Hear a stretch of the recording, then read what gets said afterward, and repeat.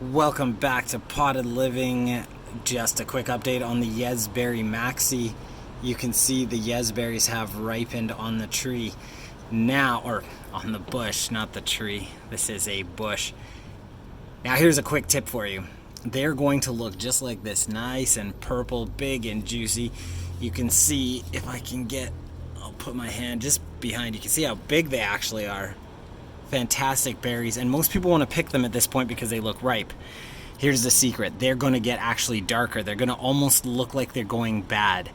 That's when you want to pick a Yezberry. Haskap berries are quite sour. They can even be purple on the outside and look somewhat green on the inside.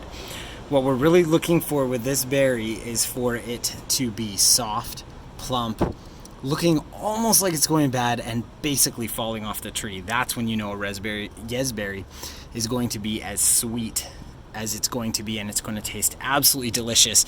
Now, I'll be honest, this year, as you all know, we had a polar vortex that ripped through my area, and while my bushes grew quite nice, it killed a lot of the flowers, and we did not get a lot of pollination because I think it also discouraged a lot of the bees.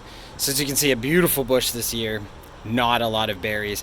I'm hoping though that means next year we're going to get a huge bounty, so hopefully when I produce next year's video, we'll be all celebrating buckets and buckets of Yezberries. But anyway, as you saw, we have some really plump, nice purple ones. That is exactly how you can tell when to pick a Haskap berry. Again, when it is plump, it almost looks like it's going bad because it's so dark purple, very soft and about to fall off the bush. Enjoy your Yezberries, and if you do grow this plant, please reach out in the comment section. I'd love to know how it's going.